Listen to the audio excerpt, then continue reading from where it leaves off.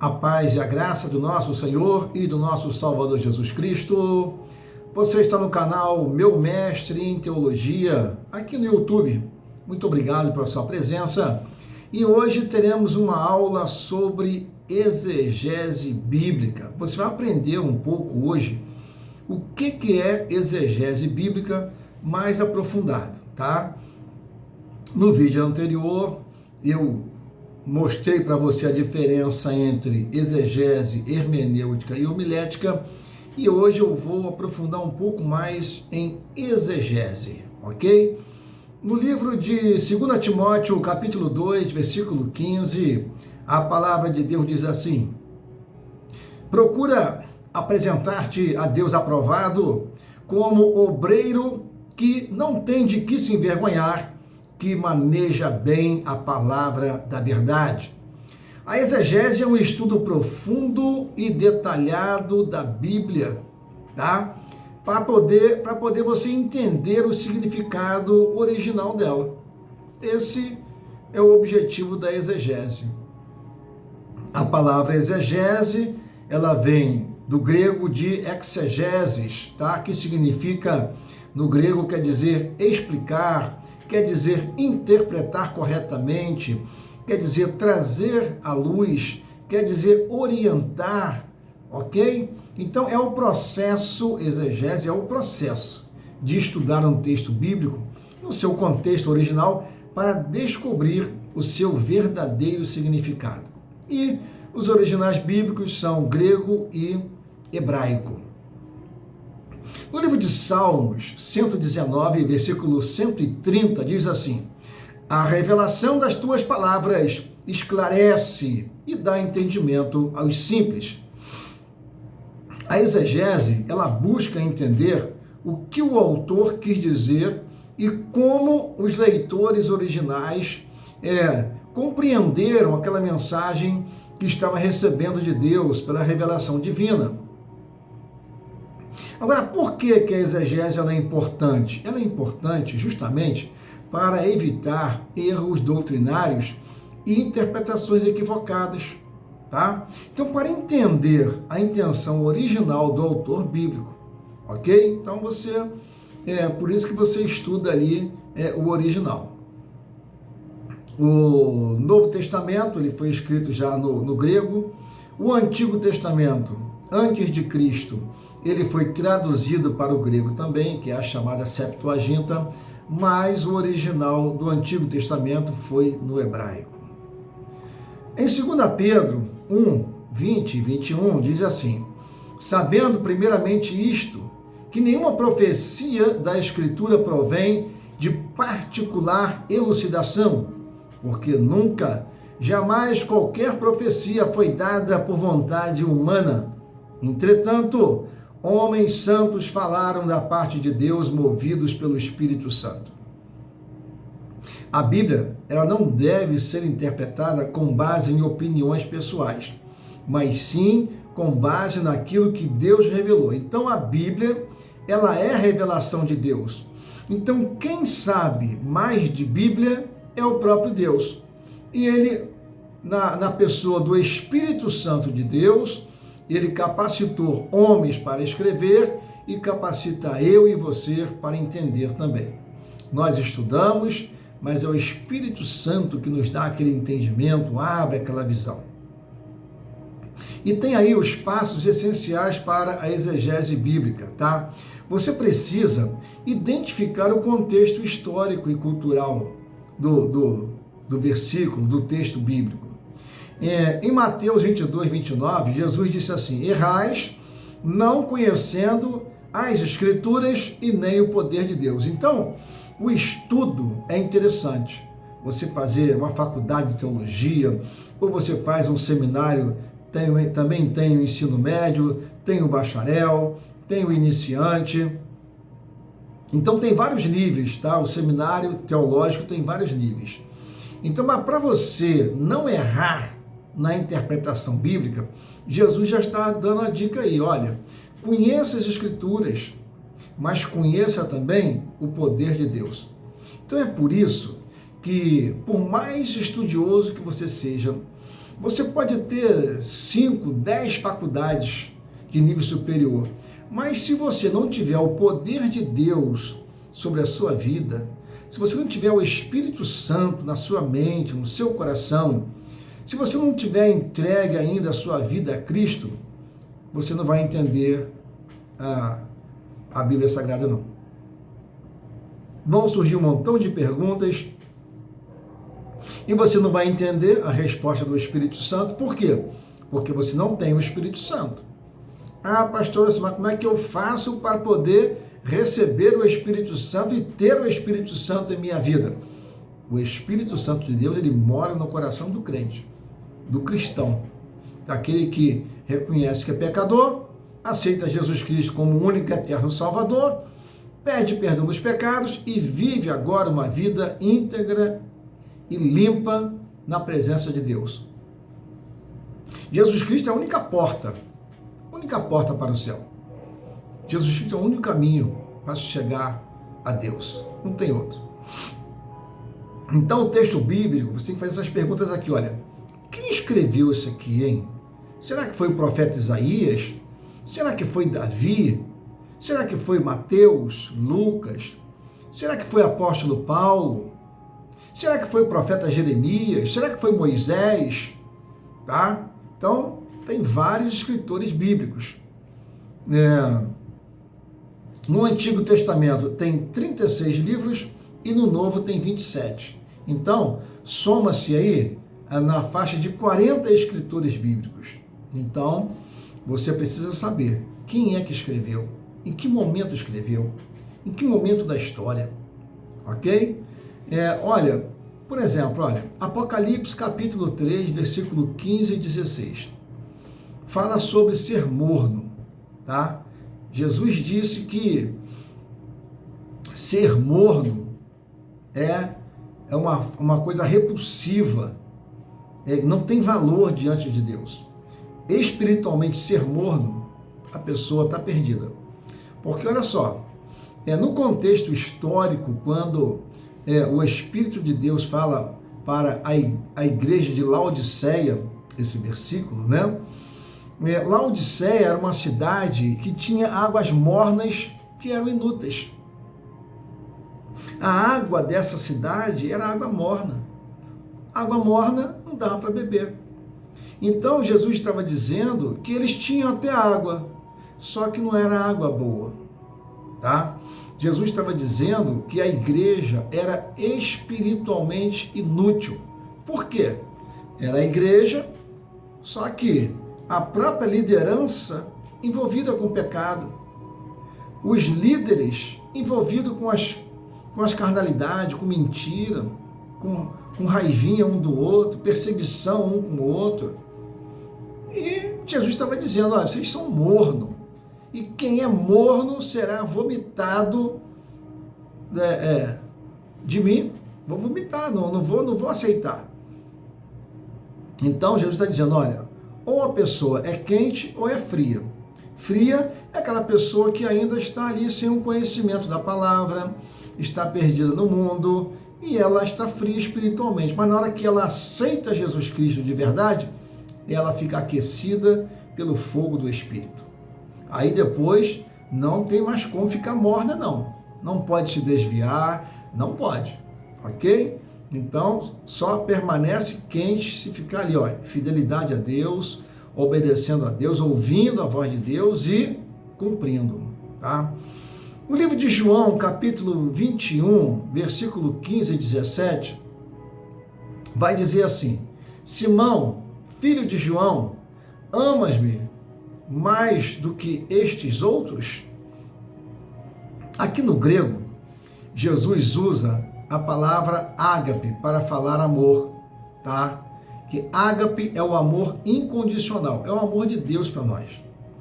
Mesmo nós errando, pecando, mas Deus continua nos amando.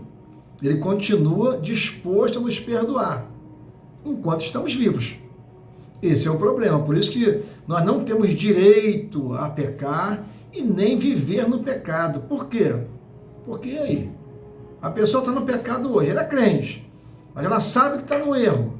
E ela sabe qual o dia que ela vai morrer? Não sabe, ninguém sabe. E se ela morrer com aquele pecado? É por isso que o amor ágape é aquele que dá a condição para nós nos arrependermos e nos limparmos enquanto estamos com a mente boa, estamos com o coração batendo, ainda estamos vivos para decidir. Morreu, segue-se o juízo.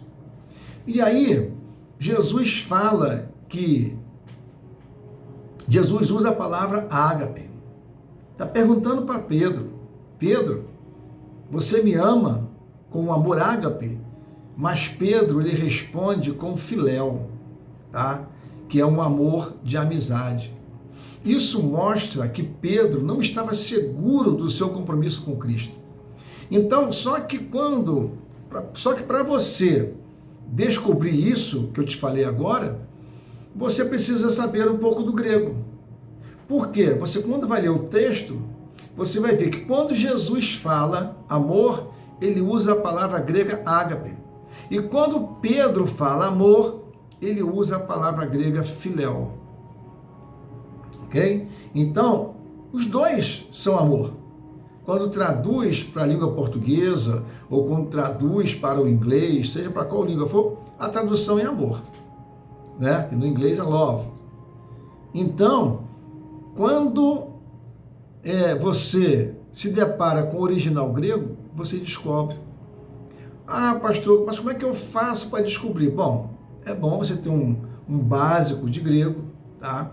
Para você conhecer pelo menos o alfabeto, para você conhecer ali como é que se forma as palavras, para poder você consultar com mais conforto os dicionários bíblicos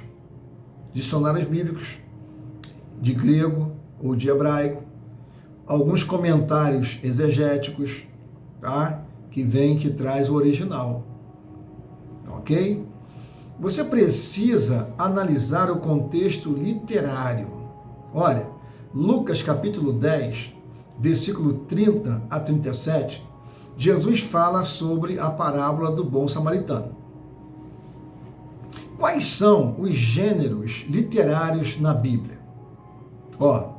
Tem o gênero, tem história, por exemplo, Gênesis e Atos, relata fatos reais, tá? Então são fatos históricos, coisas que aconteceram. O livro de Gênesis é o primeiro, tá? E o livro de Atos está no Novo Testamento, logo depois dos Evangelhos. Nós temos também normas para o povo de Israel, são as leis, tá? Você vai encontrar no livro de Êxodo e Levítico. Então tem lei escrito na Bíblia também. Na Bíblia existe poesia. Poesia é uma linguagem figurada. Você vai encontrar onde? Nos Salmos e no livro de Cantares. Você vai encontrar profecias, tá? Por exemplo, Isaías e Apocalipse. Pode ser literal ou simbólica. Por isso que precisa estudar, ler e entender. E tem também parábolas, tá? Parábolas, que são metáforas espirituais, ok? Por exemplo, quando Jesus diz, eu sou a porta, João 10:9, não significa que ele é literalmente uma porta de madeira, mas a metáfora significa que ele é o único caminho para Deus. E também uma forma de você estudar, fazer uma boa exegese, é comparar com outros textos bíblicos. Por isso que você precisa ler a Bíblia na sua totalidade, tá? Precisa ler toda a Bíblia, é importante. No livro de Mateus, capítulo 4, versículos 6 e 7, diz assim, se és filho de Deus, atira-te abaixo, porque está escrito, aos seus anjos ordenará a teu respeito. Respondeu-lhe Jesus, também está escrito, não tentarás o Senhor teu Deus.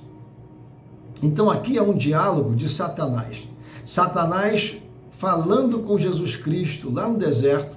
O Espírito Santo leva Jesus Cristo para o deserto para ser tentado, para provar, Deus provando ali que Jesus Cristo venceu Satanás. Ali mostra uma batalha, né? Jesus Cristo, homem, 40 dias e 40 noites jejuando no deserto, teve fome, teve sede, teve várias necessidades, e para poder completar, Satanás chega lá para tentar Jesus. Então, Satanás tentou Jesus usando um versículo isolado, mas Jesus respondeu usando outro versículo que dava o contexto correto. Então, nunca interprete um versículo isoladamente, porque essa resposta que Jesus dá, tá, está lá no Antigo Testamento. Olha como Jesus não descarta nem o Novo Testamento, nem o Antigo Testamento. Então, toda a Bíblia deve ser usada como um só livro, ok? Não descarta nenhum livro da Bíblia, não, tá? Tiago, capítulo 1, versículo 22, diz assim: tornai-vos, pois, praticantes da palavra e não somente ouvintes. Isso é para os dias de hoje. É para o seu dia que você está vivendo, para o meu dia. Então, depois de entender o significado original do texto, devemos perguntar: o que isso significa para mim hoje? O que isso significa para nós, seres humanos, hoje? Como podemos aplicar essa verdade bíblica na minha vida? Como podemos aplicar em nossas vidas?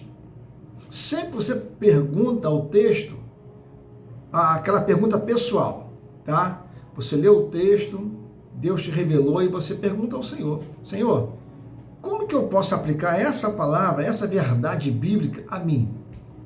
Olha meu temperamento, Senhor. Olha meu comportamento.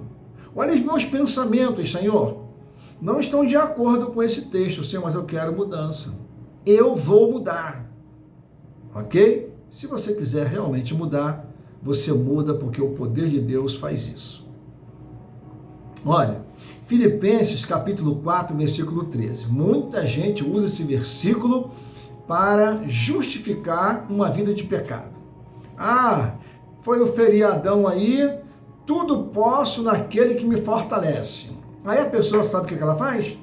Não vou nem falar muito não, porque... Ok? Você já deve ter entendido. A pessoa da igreja, a pessoa é cristã, a pessoa é serva de Deus. Ah, mas Filipenses 4,3 diz que eu tudo posso. Tudo posso porque Deus me fortalece. Não, você não pode ir para uma vida de pecado, não. Não, você não pode rejeitar as pessoas. Não, você não pode viver com essa ira no seu coração. Não, você não pode dar um pulinho lá no mundo. Não, não pode não. Não pode usar esse texto para isso. Sabe por quê? Porque esse texto, apóstolo Paulo ele disse isso no contexto onde apóstolo Paulo ele fala sobre estar contente em qualquer situação. E não sobre fazer qualquer coisa que quiser. Não. Eu, como cristão, eu não posso fazer qualquer coisa que eu quero. Não posso. Eu estou preso a Cristo. Eu estou preso à Bíblia. Eu estou preso à palavra de Deus. Ok? Eu e você. Se quer ir para o céu. Se você quer a salvação da sua alma. Tá bom? Então, tudo posso naquele que me fortalece. Apóstolo Paulo disse: eu posso até passar uma situação difícil financeira. Eu posso até passar uma situação de desprezo. Eu posso até passar uma situação onde as pessoas tiraram todas as minhas oportunidades. Eu posso até passar uma situação de enfermidade. Eu posso até passar uma situação de perseguição. Eu posso passar. Só que tudo posso naquele que me fortalece. Está passando uma situação difícil? Emocional, com dores, enfermidade. Esse versículo é para você. Filipenses 4,13. Tudo posso naquele que me fortalece. Jesus Cristo te fortalece. Está com a vida limpa diante dele? Você precisa de fazer algum conserto? Faça. Porque senão você vai se sentir indigno, você não vai entender Às vezes o poder de Deus vai chegar na sua vida, Deus vai estar te abençoando e você está achando que não aconteceu nada. Ok? Então creia. Creia que Deus te fortalece. Creia que esse desemprego vai passar. Creia que a sua causa na justiça, Deus vai dar vitória para você. Creia que a tua herança vai sair.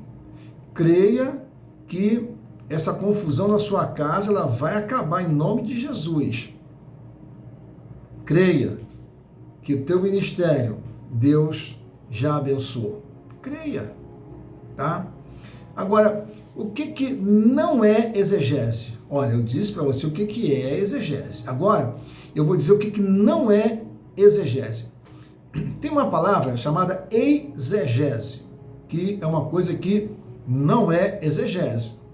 Por exemplo, ler ideias pessoais no texto. Por exemplo, Provérbios 30, versículos 5 e 6. Toda a palavra de Deus é pura, nada acrescentes às suas palavras, para que não te repreenda e sejas achado mentiroso. Exegese é quando alguém impõe um significado ao texto em vez de extrair o que ele realmente diz, tá? Você tem que entender que o texto diz que toda a palavra de Deus, tá? Toda a Bíblia Sagrada é pura. Não acrescente nada às palavras de Deus. Sabe para quê? Para que Deus não te repreenda. Porque se você fizer isso, Deus vai te considerar um mentiroso. E mentiroso nem entra no céu. Nem no céu entra, tá? Exemplo de erro. Por exemplo, usar Jeremias capítulo 29, versículo 11, diz assim: planos de paz e não de mal, como promessa universal, sem considerar que foi escrito para Israel no exílio. Tem gente que prega, não, Jeremias capítulo 29, versículo 11, não, que Deus tem plano de paz para você, Deus tem uma bênção, a tua casa daqui a pouco vai ficar assim, você vai... Só que esquece de falar para a pessoa que ela precisa se arrepender dos seus pecados, que ela precisa aceitar Jesus como Senhor e Salvador, ela precisa viver na presença de Deus, para que esse plano de paz venha se concretizar. Ok? Então, Jeremias 29, 11 estava prometendo ao povo de Israel que estava lá no exílio. É isso que Jeremias estava falando. Olha, vocês que estão no exílio, vocês ficaram 70 anos aí, o povo ficou 70 anos escravizado, sofreu aí a punição de Deus, tá? Mas o plano final de Deus é um plano de paz. Tanto que realmente, depois que eles saíram do exílio, voltaram para Jerusalém e tiveram paz. Então, paz, tá? A promessa de paz é para aqueles que são servos de Deus, tá? Que é aquela paz que o apóstolo Paulo diz, é uma paz que excede ao entendimento. É uma paz que você está sofrendo vários confrontos, várias perseguições, várias tribulações, mas o seu coração está cheio de paz. Isso é o sinal de Deus na sua vida. O sinal do Espírito Santo é a paz, tá? É a paz. Tanto que você é perseguido, mas nem por isso você persegue ninguém.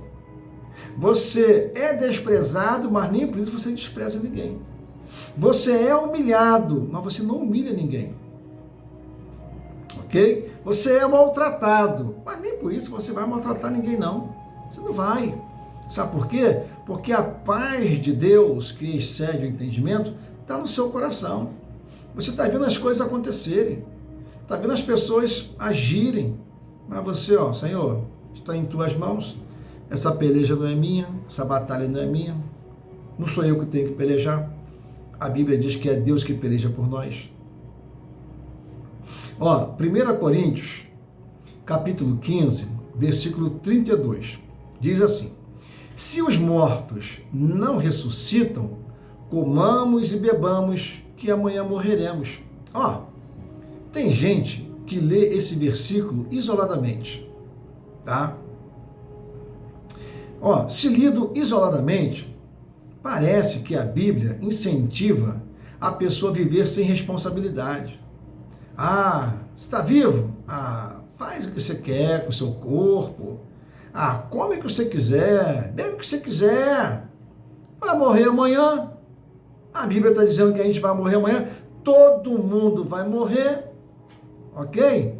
E aí Paulo manda essa, olha, se os mortos não ressuscitam, olha, comamos e bebamos que amanhã morreremos.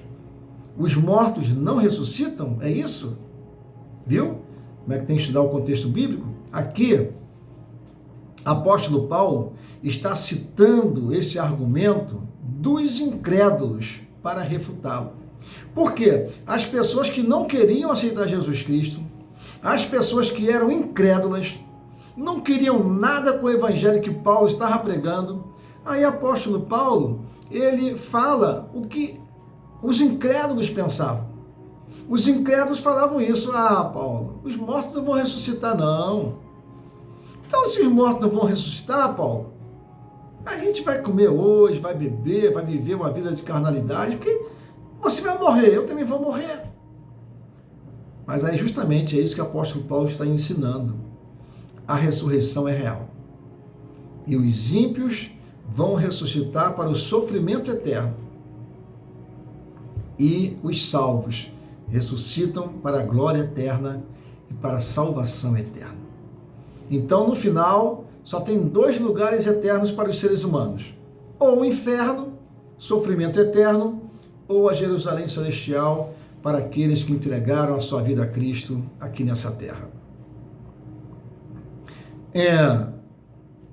Nós também, exegese também, é forçar uma interpretação espiritual em textos literais. Olha, Gênesis 1, versículo 1. No princípio, criou Deus os céus e a terra.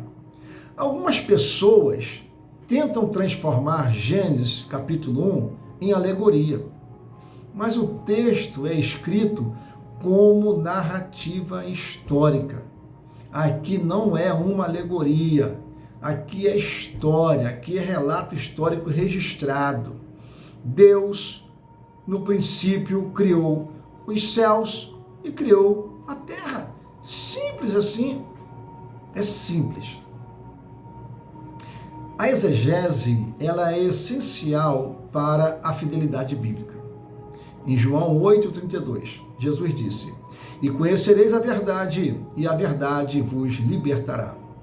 A exegese bíblica nos protege e nos ajuda a conhecer a verdade de Deus com profundidade. Seja fiel ao estudar e ensinar a palavra de Deus, pois interpretar corretamente a Bíblia é um dever de todo cristão. Não devemos colocar nossa opinião na Bíblia, mas devemos extrair dela a verdade que Deus revelou. Muitos homens e mulheres estudiosos da Bíblia caíram na armadilha de Satanás e criaram várias seitas e heresias, e na maioria, até hoje, não conseguiram sair dela. Sabe por quê? Porque fizeram a sua própria interpretação da Bíblia, estão presos nessas interpretações, até descobriram que estão errados, até descobriram. A igreja, às vezes, está indo de mal a pior, a igreja está tendo uma evasão enorme, mas falta humildade da pessoa chegar diante das ovelhas, dos irmãos e confessar: olha, eu peço perdão, eu fiz essa aplicação, estava tendo esse entendimento A, B ou C, mas eu me arrependo perante Deus e perante os irmãos. A verdade bíblica é essa aqui, ó. Só que, às vezes, a pessoa é líder ela tem um cargo ou tem um título tão grande que ela não consegue ser humilde. Ela não consegue pedir perdão. Não. Perdão é para a ovelha que pede perdão. Líder é ruim. Infelizmente. Não são todos não. Mas tem uma grande maioria que pensa assim. Tem vergonha de pedir perdão. E Jesus disse que se nós não formos sensíveis para pedir perdão e perdoar, o reino de Deus não entra. Pedir um perdão e dizer que teve entendimento real pelo Espírito Santo e quer consertar diante das ovelhas de Cristo. Então, a arrogância, ela impede muitos líderes de tomar essa nobre atitude. Então, por isso que tem aí muitas seitas, muitas heresias, onde caminham para a perdição eterna. Seja humilde. Seja humilde. Errou? Errei. Fulano, olha, errei contigo. Me perdoa. Estou aqui para te pedir perdão. Irmão, isso é nobre. Isso restaura tudo. O pedido de perdão e o perdão concedido. Só que alguma dificuldade existe para isso. Inscreva-se no canal, curta, comenta, compartilha. A inscrição é gratuita. E eu te agradeço por estar aí no nosso canal, meu mestre em teologia, todos os dias com um estudo novo, todos os dias com uma aula para você crescer no conhecimento da Bíblia Sagrada. Vamos orar então? Senhor Jesus Cristo, nós te agradecemos porque a tua palavra é viva, verdadeira e eterna. Obrigado por nos ensinar a estudá-la com fidelidade, profundidade e respeito. Queremos ser obreiros aprovados, que manejam bem as Escrituras e buscam sempre a verdade, sem distorções ou interpretações erradas. Salmo 119, versículo 5, o Senhor disse assim: lâmpada para os meus pés e a tua palavra e luz para os meus caminhos. Senhor, dá-nos discernimento espiritual para compreender tua vontade e tua sabedoria para aplicar corretamente tuas verdades em nossas vidas e ministérios, que possamos ensinar tua palavra com responsabilidade, para que mais vidas sejam transformadas pelo poder de Cristo. Em João 8,32, queremos que isso seja uma permanente em nossas vidas. E conhecereis a verdade, e a verdade vos libertará. Obrigado pela tua presença e por nos guiar pelo Espírito Santo de Deus. Que possamos crescer cada dia mais no conhecimento de Cristo e viver de acordo com a tua vontade. Oramos em nome de Jesus Cristo, nosso Senhor e o nosso Salvador. Ovelha querida e amada, não se esqueça, Jesus te ama e pastor Ocemar Almeida também.